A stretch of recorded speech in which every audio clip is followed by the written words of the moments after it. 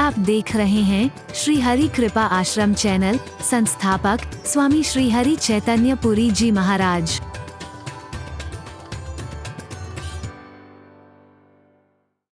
फिर लोग आने शुरू हो जाएंगे, लेकिन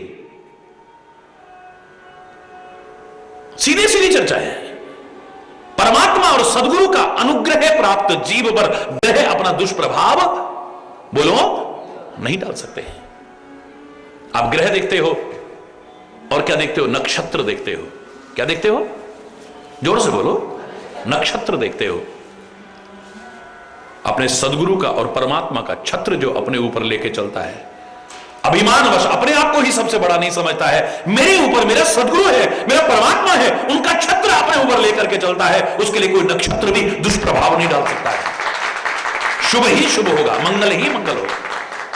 और क्या देखते हो? वार देखते हो। एक बार उस पर एतबार करके देख, उससे प्यार करके देख, कोई वार भी बुरा नहीं हो सकता है। सती गति और सूरमा जब चालें तब सिद्ध। हमने कभी नहीं देखा कि इस वार को इस दिशा में नहीं जाना और इस दिशा में नहीं जाना। 365 दिन भागता हूं और मुझे तो ये वार भी याद नहीं होता कि आज कौन सा वार है। हरि बोल रहा है। आनंद ही आनंद है, आनंद ही आनंद है।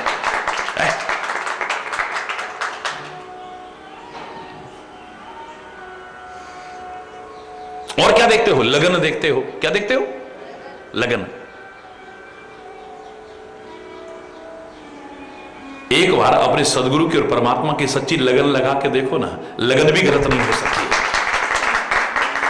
मोहिलागी लगन, मोहिलागी लगन, गुरु चरणन की, हरि चरणन की। मोहिलागी लगन, मोहिलागी लगन, गुरु चरणन की, हरि चरणन की। हरि बोल, हरि बोल, हरि बोल, हरि बोल, हरि बोल, हरि बोल, हरि बोल, हरि बोल, हरि बोल, हरि बोल, हरि बोल, हरि बोल। मोहिलागी लगन, मोहिलागी लगन, गुरु चरणन की, हरि चरणन की। लगन हरि से लगा बैठे जो होगा, लगन हरि से लगा बैठे जो होगा देखा जाएगा। उन्हें अपना बना बैठे जो होगा देखा जाएगा। लगन हरि से लगा बैठे जो होगा देखा जाएगा। लगन हरि से लगा बैठे जो होगा देखा जाए, जो होगा, जो होगा देखा जाएगा। लगन हरि से लगा बैठे जो होगा देखा जाएगा। लगन हरि से लगा बैठे जो होगा देखा जाएगा। हरि बोलना। आकर के लगन सुनाइए। हरि बोल।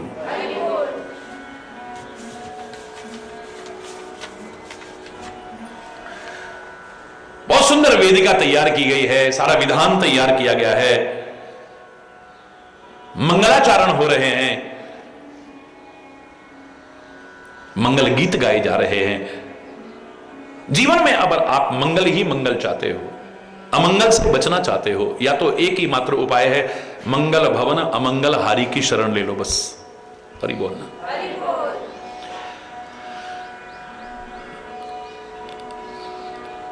उसके गुणानुवाद करो। मंगल करण कलिमल हरण तुलसी कथा रघुनाथ की। उसका गायन करो, उसके यश का गायन करो, उसके गुणों का गायन करो। जग मंगल गुण ग्राम राम के, दान मुकुति धन धर्म धाम के।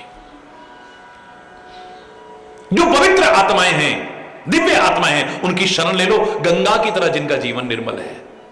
गंग सकल मुद मंगल मूला। मंगल ही मंगल शब्द आता है इन सब में। हरि बोलना। जो मैंने उस दिन भी आपसे कहा और बार बार कहूंगा, कि मंगल पर जीवन है या नहीं, मंगल पर लोग रह पाएंगे कि नहीं, मंगल पर कभी बस्तियां बसेंगी कि नहीं, मंगल पर कभी था या नहीं और अब है कि नहीं, ये वैज्ञानिकों का काम है, उन्हें करने तो है। काहे के चक्करों में पड़ रहे हो? ये रिसर्च वैज्ञानिकों को करने दो, इस बहस में वैज्ञानिकों को पढ़ने दो। तुम्हारे पास कहां है इतना समय? मंगल पर जीवन है या नहीं छोड़ो इस बात को, तुम अपने जीवन को मंगलमय बनाओ। मजा तब है तुम जहां रहो वहां मंगल हो जाए। जंगल में भी रहो तो वहां मंगल हो जाए। हाय महाराज जी जंगल में मंगल हो गया, अरे बोलना। संत जहां रहते हैं, महापुरुष जहां रहते हैं, दिव्य आत्माएं जहां रहती हैं, वह जंगल में भी मंगल हो जाता है। तुम जीवन को मंगलमय बनाओ। कोई भी कार्यक्रम अधूरा है, सर्वप्रथम मंगलाचरण किया जाता है। वैदिक मंत्रों का उच्चारण किया जाता है।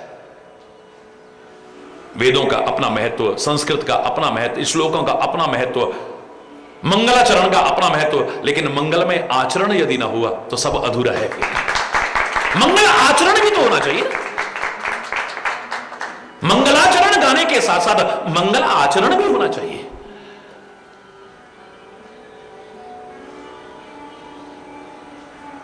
हरि बोल। सर्वत्र मंगल ही मंगल हो रहा है।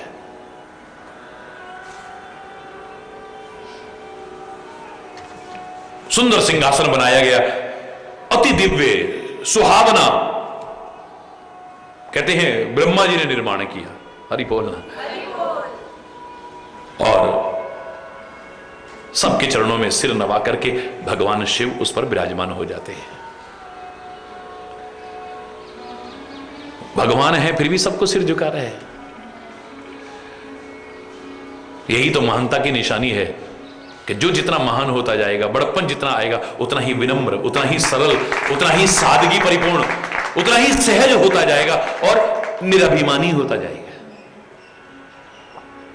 जिन शाखाओं पर फल लगते हैं नमनी शुरू हो जाती हैं, झुकनी शुरू हो जाती है। नीरस बादल बहुत ऊंचे दिखाई देते हैं, लेकिन जिन बादलों में रस भर जाता है, जल भर जाता है, नीचे आ जाते हैं।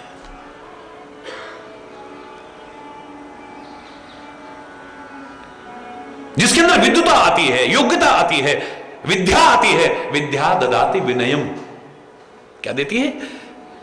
विनय प्रदान करती है, विनम्रता प्रदान, अहंकार प्रदान। हां, कुपात्र के पास चली जाए तो विद्या विवादाय, उस व्यक्ति की विद्या विवाद के काम आती है। तू ज्यादा जानता है क्या? वो लड़ता रहता है, बहस करता रहता है खाली, नहीं इसका अर्थ ये हो ही नहीं सकता, नहीं इसका अर्थ, वो इसी विवादों में उलझा रहता है सारी जिंदगी, और ऐसे ही एक दिन चला जाता है। हरि बोलना। संशयों में उलझा हुआ, विवादों में उलझा हुआ चला जाता है, कुछ कर नहीं पाता है वो। कुपात्र के पास विद्या चली जाती है, विवाद करता है, सुपात्र के पास जाती है, विनम्र होता जाता है। कुपात्र के पास धन इत्यादि चला जाता है, अभिमान में अकड़ जाता है, उसका दुरुपयोग करता है, गंदे व्यसन लग जाते हैं, किसी को कुछ समझता नहीं है, नष्ट हो जाता है एक दिन। लेकिन सुपात्र के पास जब वो धन जाता है, वो परोपकारी होकर के सहयोग करता है।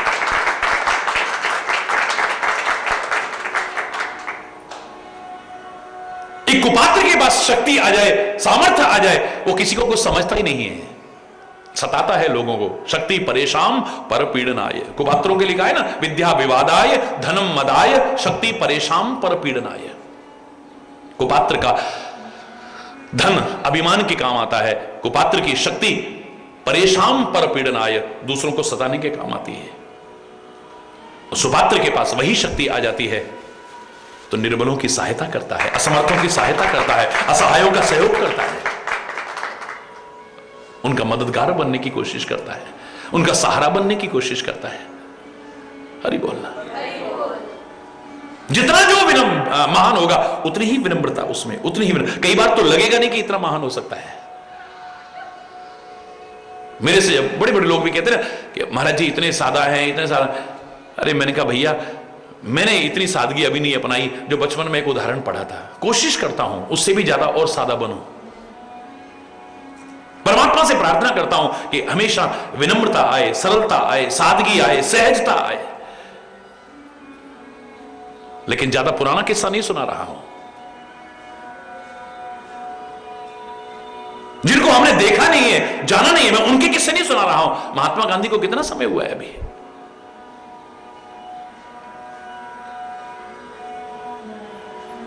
अफ्रीका से जब आए हैं, हिंदुस्तान भर में कितना स्वागत, कितना सत्कार। बिहार के चंपारण की ओर जा रहे हैं ट्रेन में, उस जमाने में थर्ड क्लास भी होती थी, थर्ड क्लास में सफर कर रहे हैं। हरि बोलना।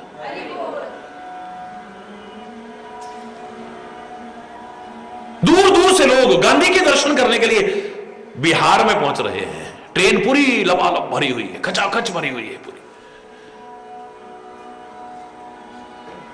जिस सीट पर गांधी बैठा हुआ है, 5-7 लोग उसमें भी घुसे, गांव के लोग लठ हाथ में ले हुए, बड़े ताकतवर। हां, गीत गांधी के गा रहे थे। अरे गांधी तेरी जय जयकार, गांधी के जय जयकार के गीत गा रहे हैं।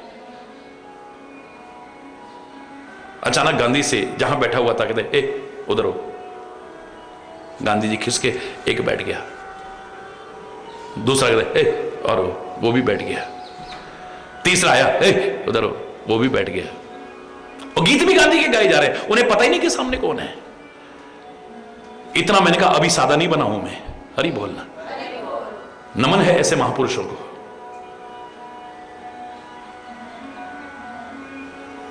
जितना तुम्हें मैं सादा नजर आ रहा हूं, मेरा मन तो करता है इससे ज्यादा सादगी आए, और ज्यादा विनम्रता आए, और ज्यादा सरलता आए। तो मेरे रोंगटे खड़े हो जाते हैं ऐसे महापुरुषों की उस सादगी को सुनकर के, सहजता और सरलता को सुनकर के। कहते हैं एक व्यक्ति और आया, वो खुद बैठा, अब जगह नहीं थी तो गांधी नीचे बैठ गया। अखबार था पास में, एक अखबार बिछाया और दूसरे अखबार को पढ़ने लगा, नीचे बैठ गया है। और ये गांधी के जय जयकार करते हुए उसके साथ दुर्व्यवहार। अब इन्होंने देखा ये डर गया, तो आदमी कई बार किसी की विनम्रता को कमजोरी समझ बैठता है, तो जानबूझ के उसका अपमान कर रहे हैं, तिरस्कार कर रहे हैं। गांधी चुपचाप अपना अखबार पढ़ने में लगा हुआ है। तो कहते हैं बदतमीजी की पराकाष्ठा हो गई, एक व्यक्ति ने थूक दिया वहां पर। जब एक व्यक्ति ने वहां पर थूक दिया तो गांधी ने बिना कुछ कहे अखबार का एक छोटा सा टुकड़ा फाड़ा, थूक को पोंछ करके खिड़की के बाहर फेंका, फिर अखबार पढ़ने लगे। उसने फिर थूक दिया। हरि बोल। गांधी ने फिर ऐसे किया, फिर बाहर फेंक दिया। इतने में ही स्टेशन आ गया, सारी भीड़ उतरने लगी।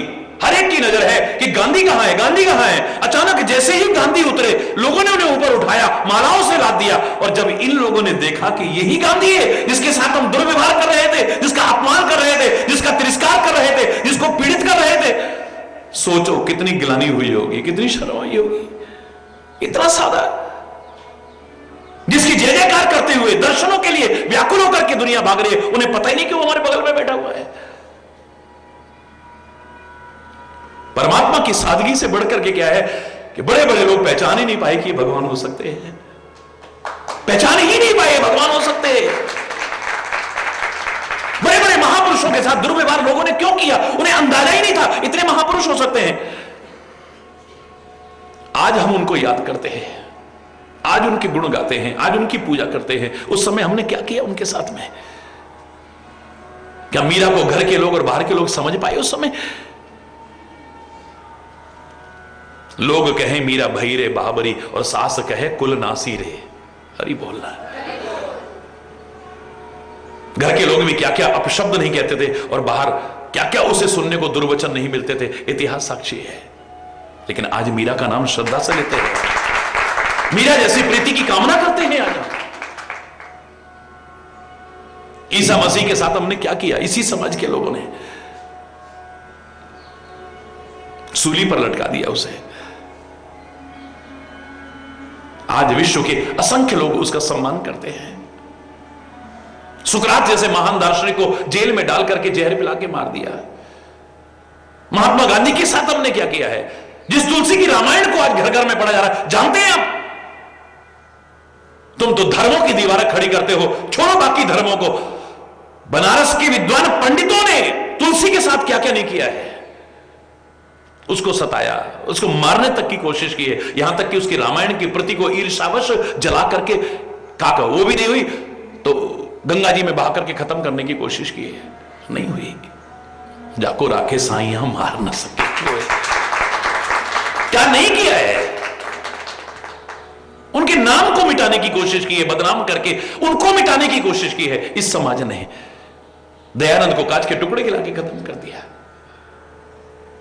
हरि बोलना।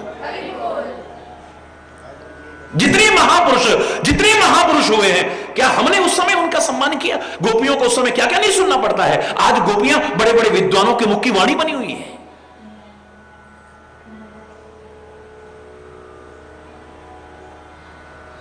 हरि बोलना।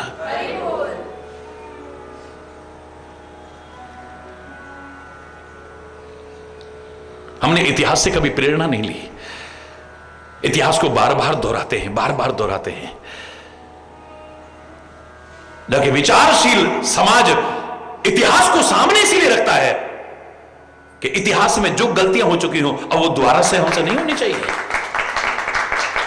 कबीर के साथ हमने क्या किया, प्रहलाद के साथ हमने क्या किया, ध्रुव के साथ हमने क्या किया, बड़े बड़े जीवन उठा के देख लो, क्या क्या नहीं किया है हमने। हरि बोलना। लेकिन अच्छाई के मार्ग पर चलते रहो, एक दिन तुम्हारा होगा। बस परमात्मा का स्मरण करते हुए। हरि बोलना। बाकी जो मैं कह रहा था कि भगवान शिव सिंहासन पर बैठे, सबके चरणों में सिर नवा के, भगवान सबके चरणों में सिर नवा के।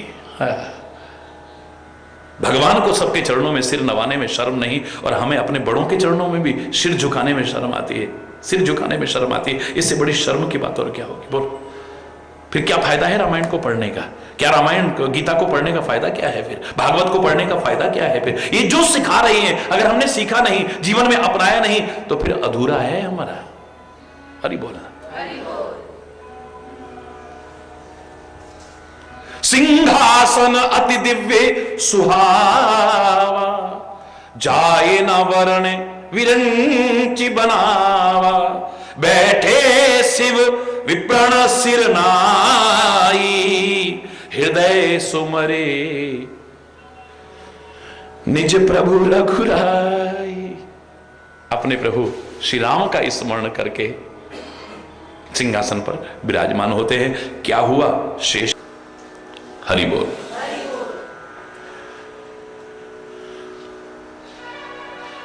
सबको सिर नवा के और हृदय में परमात्मा का स्मरण करते हुए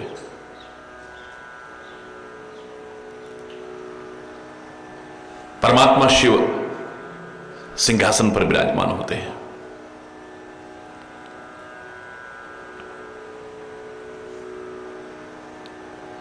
कोई भी कार्य करो, जहां सफलता के लिए बहुत सारे पहलुओं का उल्लेख किया है, वहीं पर विनम्रता पूर्वक सबको नमन और अभिवादन करते हुए, सबके शुभ आशीर्वाद और सबकी शुभकामनाओं को लेते हुए, परमात्मा का स्मरण करते हुए यदि आप अपने कर्तव्य पथ पर आगे बढ़ते हैं तो सफलता की संभावनाएं ज्यादा बढ़ जाएंगी। और इनका स्वभाव में आ गया है। ये हनुमान रूप में भी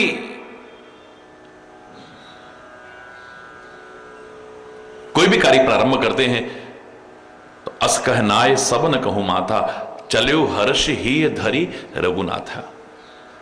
सबको सिर झुका करके हृदय में परमात्मा श्री राम का स्मरण करते हुए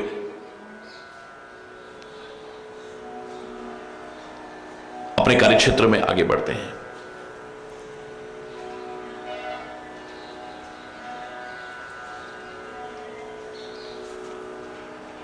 भारतीय संस्कृति में बड़ों का, बुजुर्गों का अभिवादन करना, उनके आशीर्वाद लेना,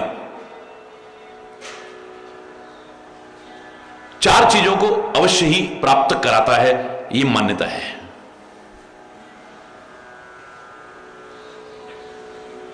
आयुर विद्या यशो बलम। आयु प्रदान करता है, विद्या प्रदान करता है, यश की प्राप्ति होती है और बल की प्राप्ति होती है।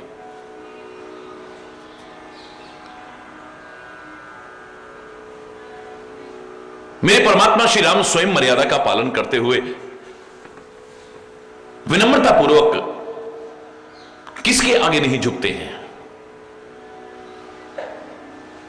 बाल्यावस्था से ही प्रसंग प्रारंभ हो जाता है।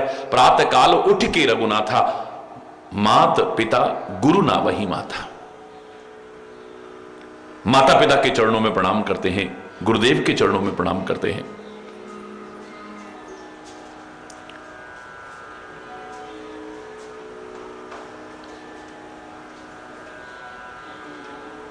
ऋषि मुनि इनके चरणों में प्रणाम करते हैं, तो परमात्मा श्री राम उनके चरणों में प्रणाम करते हैं।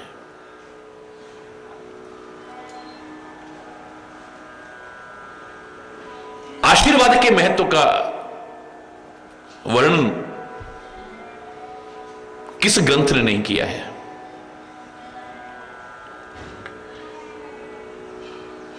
और आशीर्वाद तभी मिलेगा जब हम विनम्रतापूर्वक चरणों में झुकेंगे। तो अभिवादन की सर्वश्रेष्ठ रीति बड़ों के लिए कि चरणों में झुकना। हाय हेलो से अच्छा है कि आपने अभिवादन किया, जय श्री हरि, जय श्री कृष्ण, राधे राधे, सत श्री अकाल, जय माता दी, विभिन्न प्रकार के बड़े सुंदर सुंदर परमात्मा के नाम से परिपूर्ण आपने संबोधन किए, बड़ी अच्छी बात है। लेकिन आप विचार करिए, क्या ऐसा करने पर आपको सामने वाला आशीर्वाद देगा? हृदय से तो क्या, जवान से भी आशीर्वाद नहीं निकलेगा। ज्यादा से ज्यादा जो आपने नाम लिया है परमात्मा का, वो दुगना करके मिल सकता है। आपने कहा राम राम, राम राम भैया राम राम, दुगना करके चाहे मिल जाए। राधे राधे राधे राधे राधे राधे राधे राधे, जय श्री कृष्ण जय श्री कृष्ण जय श्री कृष्ण, यही मिलेगा आपको लौटा करके, आशीर्वाद नहीं मिलेगा। अगर आप ये चाहते हैं कि बड़े आपको आशीर्वाद दें जिसके महत्व को नकारा नहीं जा सकता है, तो विनम्रतापूर्वक चरणों में झुक जाइए, आशीर्वाद अपने।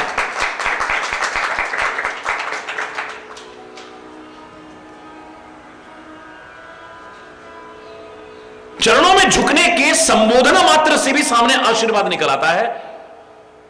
आपने दंडवत प्रणाम नहीं किया है, लेकिन एक शब्द में भी आपने बोल दिया दंडोत, हरि बोल। यद्यपि दंडवत प्रणाम करना चाहिए, दंड माने डंडे की तरह सीधे लेट करके, जो भारतीय संस्कृति की अभिवादन की पराकाष्ठा है। एक तो बड़ों के सामने आओ तो टेढ़े मेढ़े होके मत आओ, डंडा जैसे सीधा होता है। दंडवत प्रणाम का एक भाव यह भी हो सकता है कि कम से कम कोई तो जगह ऐसी रखो वहां सीधे होकर के ही प्रवेश करो। भगवान से तो कहते थे, हो तू टेढ़ो तेरी टेढ़ी रे नजरिया, तू सीधा है।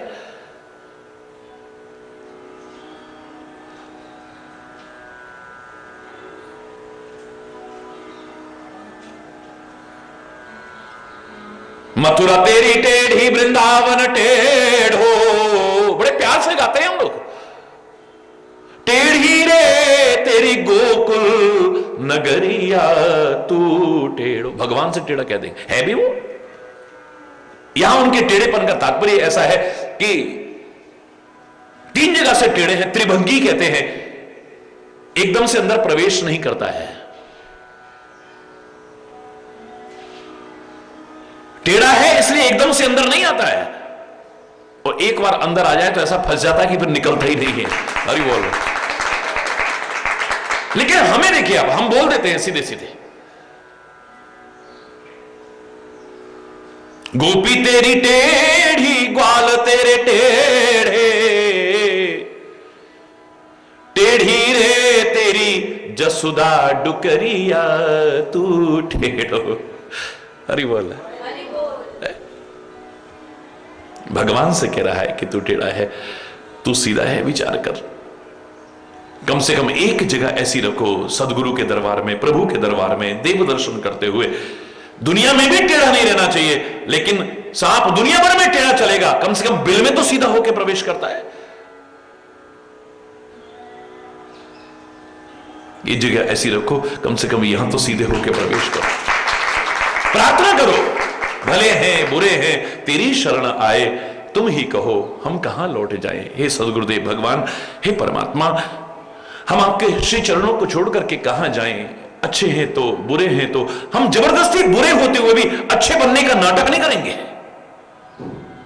भले हैं बुरे हैं तेरी शरण आए, जैसे भी हैं उस तरह से उजागर करेंगे। हरि बोलना।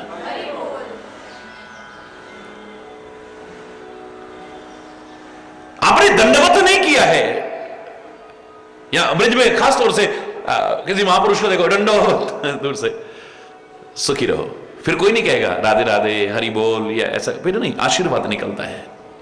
पाए लागू पाए लागन है तो एकदम से आपके मुख से आशीर्वाद निकलता है।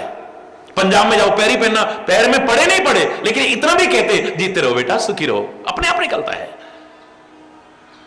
परमात्मा का नाम लेंगे आपको दुगना होकर के मिल सकता है, लेकिन आशीर्वाद तो बड़ों का तभी मिलेगा जब विनम्रता पूर्वक चरणों में झुक जाओ।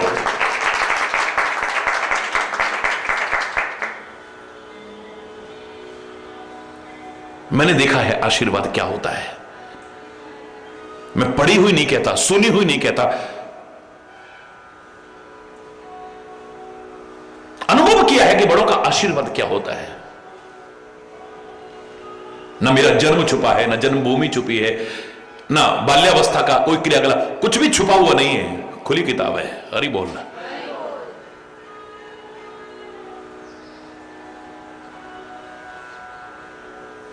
प्रशंसा के लिए नहीं कह रहा हूं, अभिमानवश नहीं कह रहा हूं, क्षमा चाहते हुए कहूंगा, मात्र प्रेरणा देने के उद्देश्य से और इस प्रसंग को आगे बढ़ाने के उद्देश्य से कह रहा हूं। बाल्यावस्था से रीति थी, जब तक रात्रि में माताजी के, पिताजी के और हमारे घर में एक बुजुर्ग रहती थी, बहुत अवस्था थी उनकी, जब तक उनके चरण नहीं दबा लेने तब तक सोता नहीं था। और एक जिसका मेरा मजाक भी उड़ता था कई बार, हर एक के पैर छूना, जो मिल जाए, ये नहीं देखना है कि छोटा है बड़ा है, जो अपने से थोड़ा बड़ा मिला, ये छोटी जाति का है बड़ी जाति का, कोई बिना किसी भेदभाव के कोई भी बड़ा मिल गया, खेतों में काम करने वाले मजदूर भी आ गए, कोई भी व्यक्ति आ गया, पैर छू लेना। कई बार सुनना भी पड़ता था, ये तुम्हारी औकात के हैं, इनके पैर छूते हो तुम, ये बराबरी के हैं, ये फलाना है, ये ठिकाना है।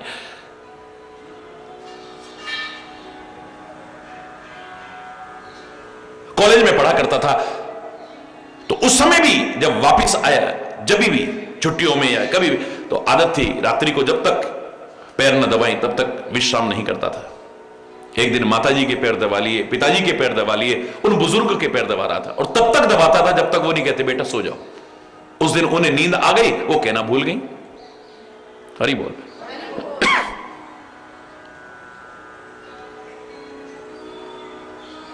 मैं दबाता रहा, अचानक रात्रि में उठी और घड़ी की तरफ, बेटा अभी तक तुम सोए नहीं,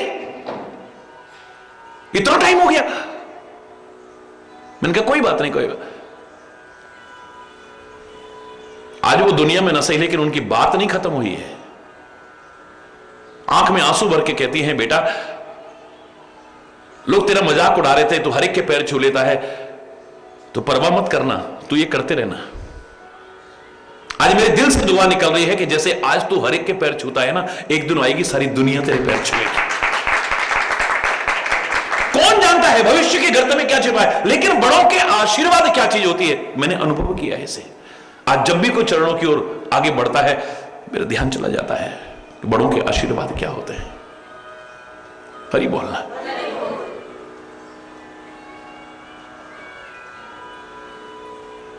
बड़े बद्दुआ नहीं देते हैं, लेकिन फिर भी ऐसा व्यवहार करना कि उनके दिल की दुआओं को ही निकले, दिल से आशीर्वाद निकले।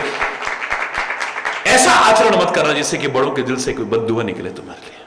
निकलती नहीं है लेकिन न निकले, मैं प्रार्थना कर रहा हूं आप। हरि बोल। महापुरुषों के आशीर्वाद के अधिकारी बनना, वरदान के अधिकारी बनना, अपने जीवन से, अपने आचरण से, अपनी क्रियाओं से, अपने व्यवहार से, अपने चिंतन से, अपने खान पान से।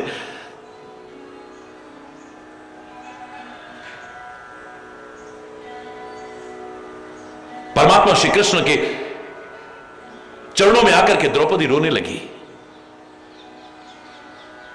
जानते हो केशव, प्रतिज्ञा कर ली है कि कल संध्या काल तक अगर मैंने अर्जुन का वध न कर दिया तो अपने आप को चिता में भस्म कर दो। केशव, मेरा हृदय घबरा रहा है, आपके होते हुए अगर मेरे अर्जुन को कुछ हो गया ना,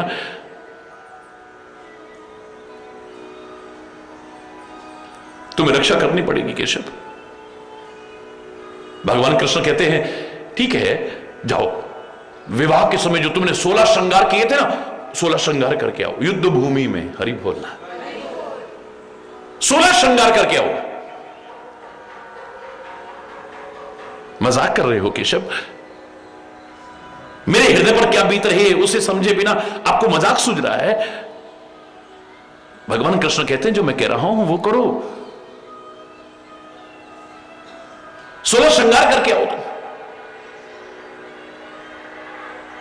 भगवान कृष्ण के कहने पर 16 श्रृंगार करके आए। अब बोलो केशव, घूंघट करो, हरि बोलना। क्या बात कर रहे हो? मैं जो कह रहा हूं वो करो ना, तुम घूंघट करो। लो, घूंघट कर लिया। अब बोलो। बोले इस समय पितामह पूजा में बैठे होंगे, जाओ उनके चरणों में गिर जाओ।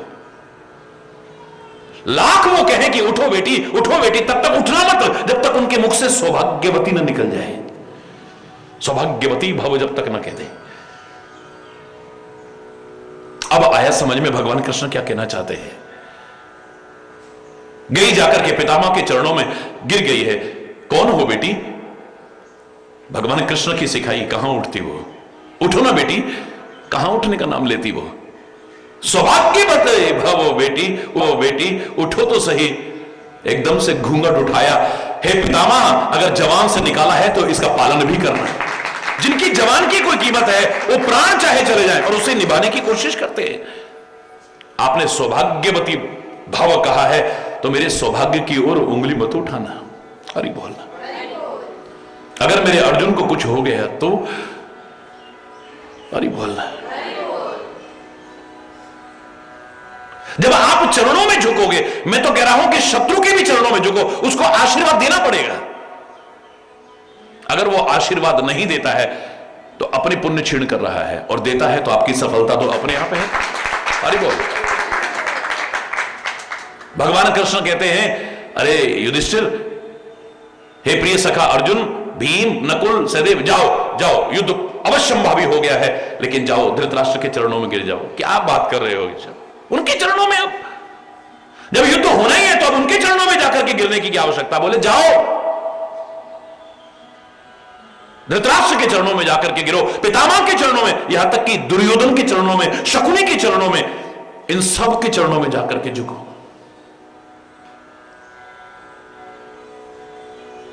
केशव, अच्छा नहीं लगता है अब ऐसे आपके मुंह से?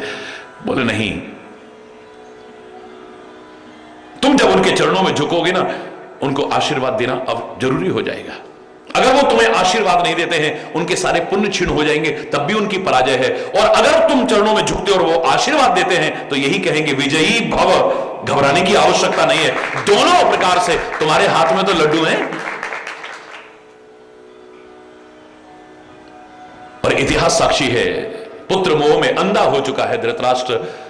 चाहे मजबूरी में ही बोलना पड़ा, लेकिन कहना पड़ा जब चरणों में झुके हैं तो विजयी भव। दुर्योधन के हृदय में आग लगी हुई है, लेकिन फिर भी कहना पड़ा है विजयी भव। पितामह युद्ध चाहे उधर कर रहे हैं, लेकिन कहना पड़ रहा है पुत्र विजयी भव।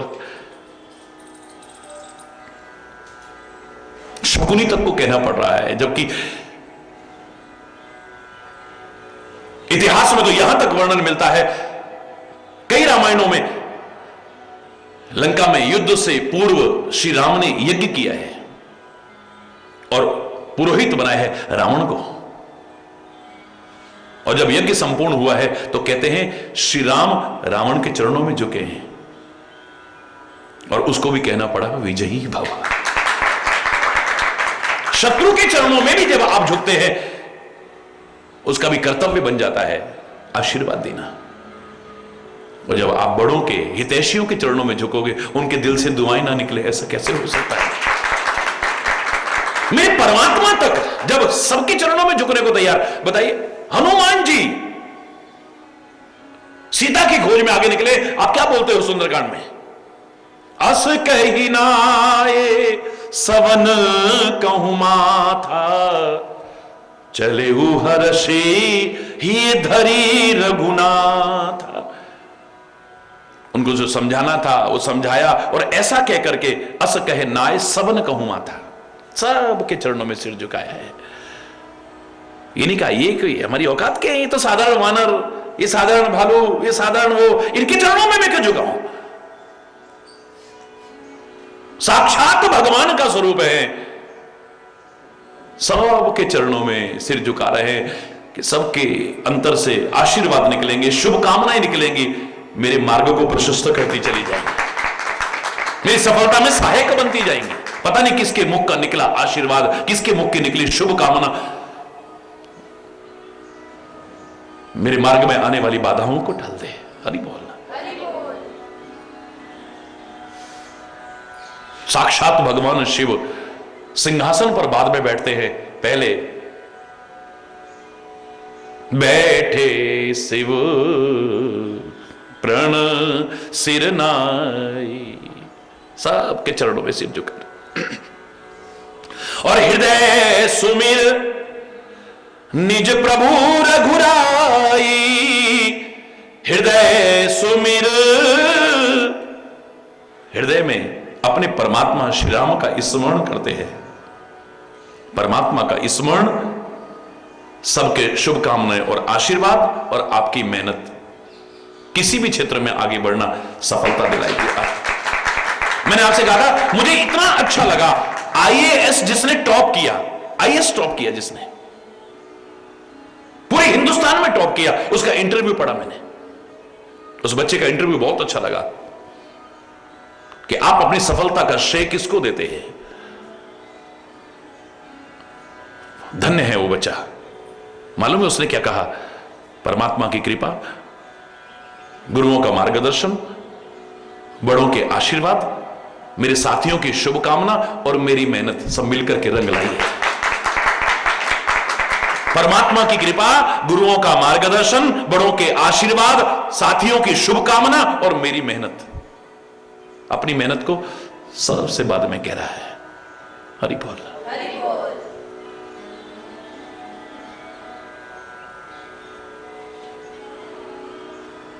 परमात्मा जो करते हैं, महापुरुष जो करते हैं, वो एक मार्ग बन जाता है, उनको करने की आवश्यकता नहीं है।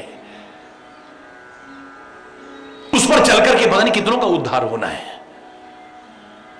इनके गुण गाने का उद्देश्य हमारा यही होना चाहिए, उनके गुण पढ़ने का उद्देश्य यही होना चाहिए, गुण सुनने का उद्देश्य यही होना चाहिए कि उन गुणों को अपने जीवन में भी उतारने की कोशिश करें। हमें त्रिशूलधारी शिव नहीं बनना है, हमें नरमुंडों की माला पहनने वाला शिव नहीं बनना है, हमें शमशान की राख लपेटने वाला शिव नहीं बनना है, हमें बागंबर लपेटने वाला शिव नहीं बनना है, शमशान या कैलाश में रहने वाला शिव नहीं बनना है, लेकिन कल्याणकारी शिव तो बनना है, परोपकारी शिव तो बनना है, विनम्र निरभिमानी शिव तो बनना है, जीवन के परम रहस्य को जानने वाला शिव तो बनना है। हमें अवध बिहारी नहीं बनना है, दशरथ अजिर बिहारी नहीं बनना है, हमें धनुर्धारी नहीं बनना है, लेकिन राम की जैसी आचरण और मर्यादाओं को अपनाने वाला राम तो बनना है। हमें बांसुरी बजाने वाला कृष्ण नहीं बनना है, हमें गौएं चराने वाला कृष्ण न बनना हो बेशक, हमें गोवर्धन उठाने वाला कृष्ण न बनना हो बेशक, विभिन्न प्रकार की लीलाओं को करने वाला कृष्ण न बनना हो, लेकिन कृष्ण जैसी गीता की मनोभूति रख करके कर्म भक्ति और ज्ञान का समन्वय स्थापित करके अपने जीवन को दिव्यता की ओर बढ़ाने वाला कृष्ण तो बनना है। किसी भी कार्य को छोटा न समझने वाला कृष्ण तो बनना है। आज ज्यादातर बच्चे, मैं हमेशा कहा करता हूं, बेरोजगार क्यों हैं? जनसंख्या बहुत बढ़ गई, रोजगार उतने हैं नहीं, नौकरी मिलती नहीं, बड़ा काम करने की घर में सामर्थ्य नहीं है, छोटा करने में शर्म आती है। हरि बोल। वो त्रिलोकपति, चलो दुनिया में आया है तो फिर भी नंद को लाला, जिसकी एक हैसियत है, 9 लाख गैया नंद बाबा की एक हैसियत है, लेकिन उसके बावजूद भी घर में गाय चरा जाती है तो वो गोपाल बनने में कोई संकोच नहीं करता है, घर की हैसियत से चलता है।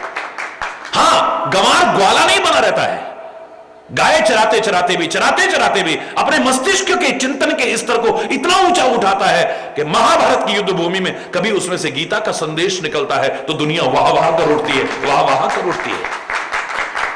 गाय चराते भी योग्यताओं को इतना निखारता है कि कभी उसे द्वारिकाधीश भी बनना पड़े, राजाधिराज भी बनना पड़े, कुशल शासक और प्रशासक भी बनना पड़े तो वो भी बन के दिखा देता है। हरि बोलना।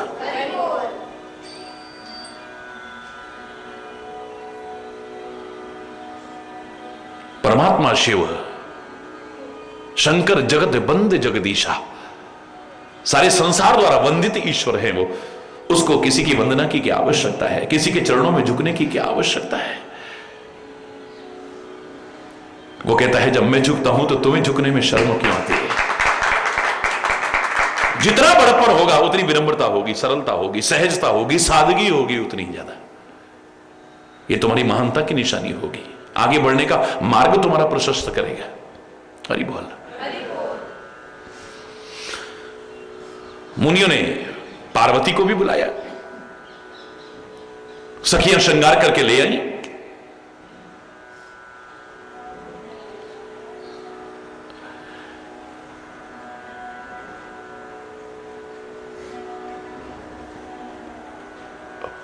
अद्भुत रूप है। ऐसा दुनिया में कवि कौन है जो उसका वर्णन कर सके। वैसे भी मां के स्वरूप का वर्णन कौन कर सकता है। मां है ना वो। जगदंबिका जानी भवबान, सुरन मन ही मन कीन प्रणाम। सारे देवी देवता मुनि सब मोहित हो गए। गलत भाव से नहीं, सुंदरता को भी देखने का अपना अपना तरीका होता है। शिवाजी ने भी देखा सुंदरता को, देखते रह गए, एकटक देखते रह गए। लोगों ने कहा लगता है शिवाजी आकर्षित हो गए हैं। क्या कहा था शिवाजी ने, इतिहास उठा के देखिए। हां मैं देख रहा था, इसके सौंदर्य को देख रहा था और मैं आकर्षित हुआ, लेकिन किस भाव से कि काश ये मेरी मां बनी होती ना तो मैं इसका कितना सुंदर बेटा बनता। इसकी कोख से अगर मैं पैदा हुआ होता तो मैं भी कितना सुंदर होता। हरि बोल। मैं प्रार्थना कर रहा था भगवान से कि अगले जन्म में इसी को मेरी मां बनाना। सुंदरता को देखने का अपना अपना तरीका होता है। महापुरुष भी अपनी आंखों को फोड़ नहीं लेते हैं। हर कोई विल्व बंगल बन करके अपनी आंखें फोड़ करके सूरदास नहीं बनेगा। देखेगा दुनिया को, लेकिन देखने का तरीका बदल जाएगा, अंतर का भाव बदल जाता है। रेगिस्तान में जब सूर्य की किरणें पड़ती हैं, जल नजर आता है, एक मूर्ख को भी नजर आता है, एक ज्ञानी को भी नजर आता है, मानव को भी नजर आता है, पशु पक्षी को भी नजर आता है। जिसे मृग तृष्णा का जल कहते हैं, मृग मरीचिका कहते हैं, जिसके पीछे भटक भटक करके अपने प्राण तक त्याग देते हैं। हिरण भी देख रहा है, पशु भी देख रहा है, पक्षी भी देख, उसे भी पानी नजर आ रहा है, लेकिन वो उसके पीछे भागता है। मूर्ख व्यक्ति की आंखें देखती है, उसे भी सामने पानी नजर आता है, असत्य सत्य जैसा पानी नजर आता है, असत्य होते हुए भी, और भटक भटक करके अपने प्राण त्याग देते हैं। लेकिन एक समझदार आदमी, उसकी भी नजरें कह रही हैं सामने पानी है, लेकिन वो जानता है ये रेगिस्तान है, ये सूर्य की किरणें जो पड़ रही हैं वही पानी जैसा लग रहा है, पानी है नहीं यहां, थोड़ी छाया होने दो तब आगे बढ़ूंगा। वो भटक भटक करके अपने प्राणों को नहीं त्यागता है। हर चीज को देखने का अपना अपना एक, दुनिया वही रहेगी, सृष्टि वही रहेगी, दृष्टि बदल जाएगी, दृष्टिकोण बदल जाएगा, नजरिया बदल जाएगा आपका देखने का। जगदंबिका, बड़ी सुंदर है लेकिन सारे संसार की मां है। भगवान शिव की अर्धांगिनी है। या तो पवित्रता में भी अपवित्र भाव आने में एक क्षण लगता है। वाह,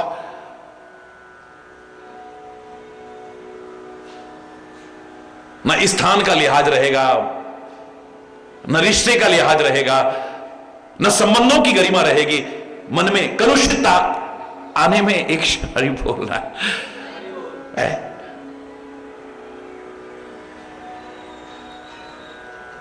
ये भगवान शिव की अर्धांगिनी है, ये सारे संसार की मां है। ये देवताओं ने देख करके मन ही मन में प्रणाम किया है।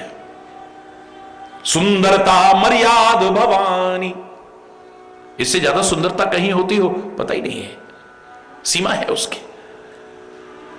जाए न कोटि हूं बदन बखान, करोड़ों मुख से भी वर्णन करो, जगदंबा की सुंदरता का वर्णन नहीं किया जा सकता है। कोटि हूं वदन नहीं बने वर्णत, जग जननी शोभा महा, सकुच कहत श्रुति शेष सारद, मंदमति तुलसी कहा। छवि खान मातु भवानी गवनी, मध्य मंडप शिव जहां, अवलोक सकहि न सकुच पति, पद कमल मन मधुकर तहां।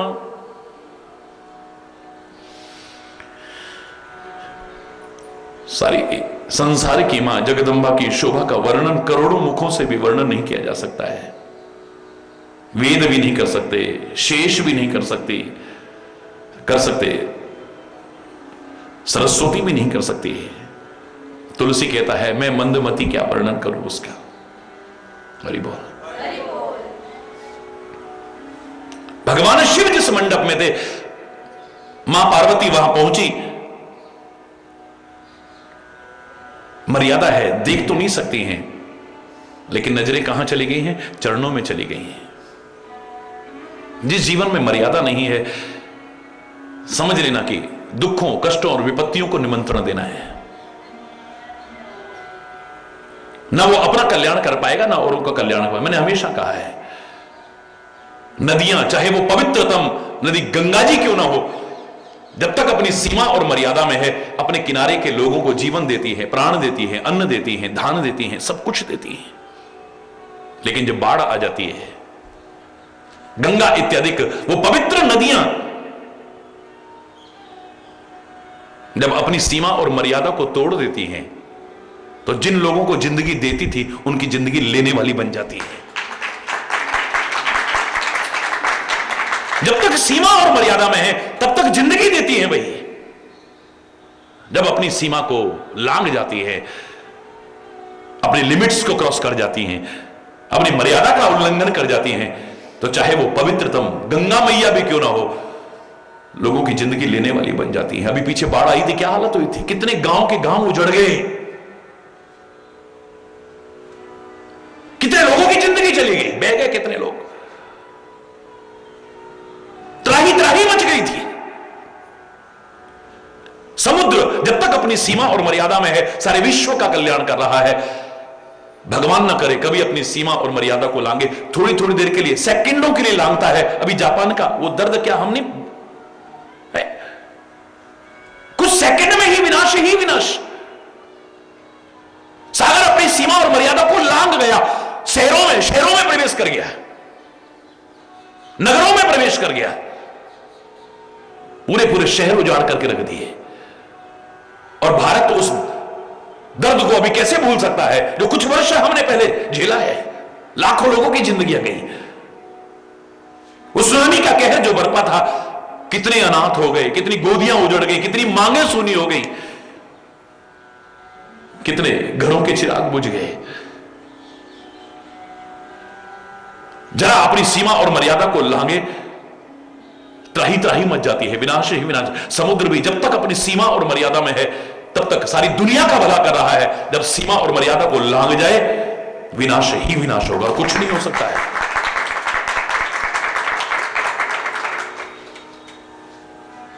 चाहे वो मां जानकी का प्रतिबिंब ही क्यों ना हो, चाहे वो माया सी जानता ही क्यों ना हो, लेकिन श्री राम उसके माध्यम से सिखाना चाहते हैं कि यहां जरा देर के लिए सीमा और मर्यादा खत्म हो गई है। भगवान श्री राम सामने हैं और आंखें इधर उधर भटक रही हैं, इधर उधर आंखें भटकी हैं। तभी तो हिरण को देखा है ना, हिरण की सुंदरता को देखा और मन में आ गया, सुंदरता को भी सुंदर करने वाला, असुंदर को भी सुंदर करने वाला सामने बैठा हुआ है, और हम कहां देख रहे हैं? हिरण की तरफ देख रहे हैं। हरि बोल। क्या परिणाम हुआ? बोलो, क्या परिणाम हुआ? परमात्मा से दूर एक क्षण के लिए भी सारे दुखों को आमंत्रण देना है, समझ लीजिए आप।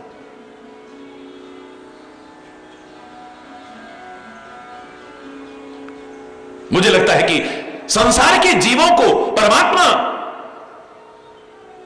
माया सीता को माध्यम बना करके कहना चाहते हैं, ऐ संसार के लोगों, ये दुनिया के आकर्षण में अगर उलझ जाते हो और मुझसे दूर होते हो, मांगोगे नकली सोने की खाल हिरण की, तो क्या मैं सोने की लंका में भी तुम्हें पहुंचा दूं, लेकिन मुझसे दूर होकर के तुम सुखी हो पाओगे, इस भ्रम में मत रहना। सोने की खाल ला दो, सोने की खाल ला दो, सोने की खाल नहीं, सोने की लंका में पहुंच जाओ तुम, लेकिन भगवान से दूर होकर के तुम सुखी रह पाओगे, इस भ्रम में मत जीना। अपनी सीमा और मर्यादा को जहां हम लांघते हैं, कोई भी क्यों ना हो, दुखों को निमंत्रण देता है, याद रखना। कर्म करते समय पता नहीं चलता है, जब उसका फल भोगते हैं तब पता चलता है।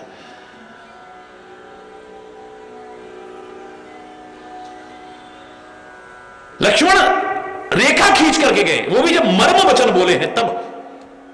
लक्ष्मण जा नहीं रहे हैं सीता को छोड़ करके, श्री राम को भी जबरदस्ती दूर किया है, जाओ हिरण की खाल लेकर के आओ। अब लक्ष्मण सुरक्षा में है वहां पर भयानक जंगल में भी, जहां श्री राम स्वयं कह रहे हैं कि हिंसक जीव भी हैं यहां, मायावी राक्षस भी घूमते हैं यहां। अब लक्ष्मण रक्षा में है, उससे कहते तुम भी जाओ। हरि बोलना, लक्ष्मण नहीं जा रहा है, चाहे जो हो जाए, लेकिन मरम वचन सीता जब बोला, हरि प्रेरित लक्ष्मण मन डोला।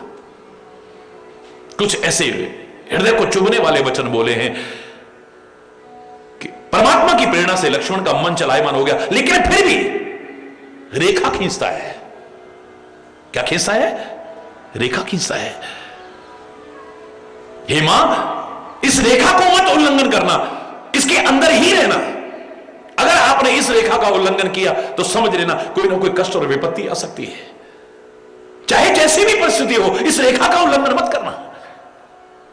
लोग उसे लक्ष्मण रेखा कहते हैं, मैं उसे लक्षण रेखा कहता हूं, सीमा रेखा कहता हूं, मर्यादा रेखा कहता हूं। जिसे जिसने भी लांघा है वही दुखी हुआ है।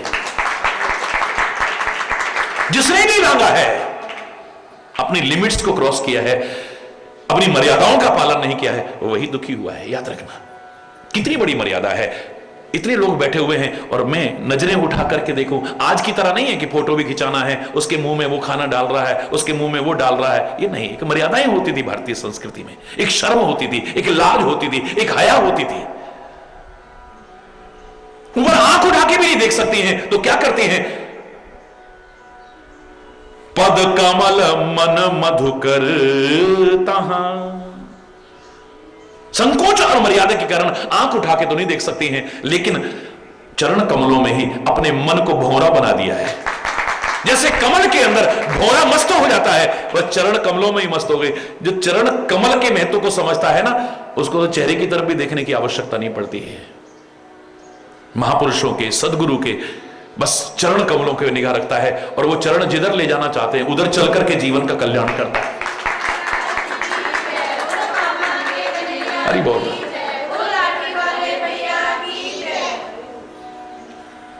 मुनि अनुशासन गणपति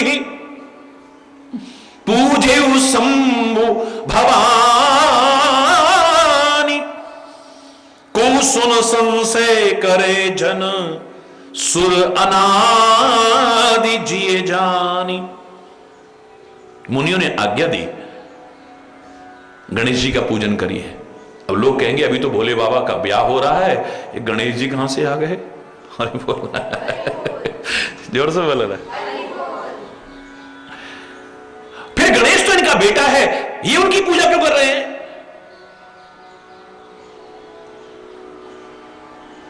गणेश पद है, गणों के ईश्वर यानी गणेश। और देव जो होते हैं ये ऐसा नहीं कि आज पैदा हुए फिर खत्म हो गए, पैदा हुए खत्म हुए, नहीं, सुर अनादि जी जान, ये अनादि हैं, इनका कोई आदि नहीं, इनका कोई अंत नहीं है।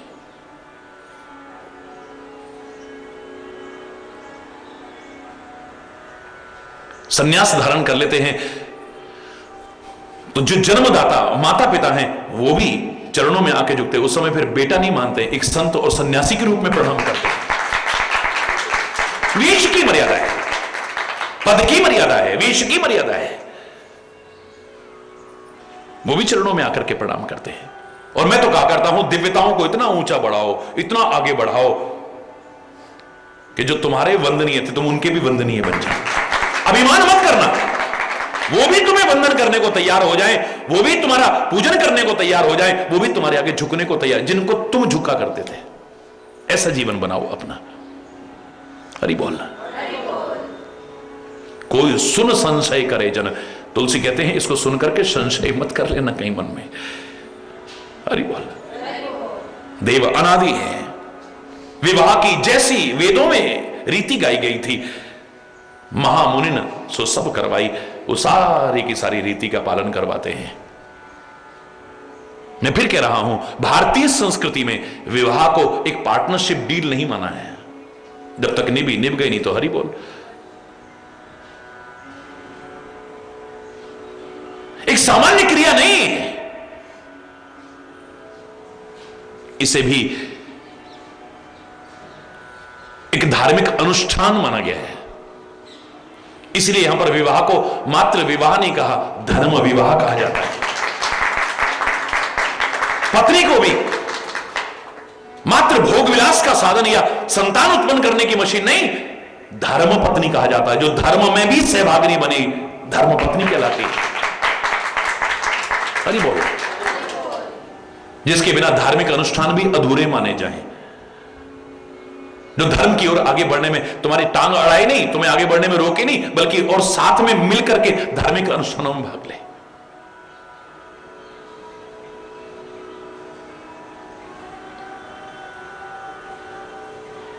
इसलिए सर्वश्रेष्ठ रीति हमारी भारतीय संस्कृति में वैदिक रीति है, जहां पूर्ण मर्यादाओं का पालन करते हुए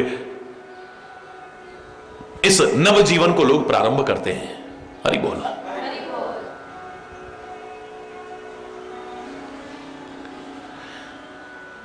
गह गिरीश। हरि बोल।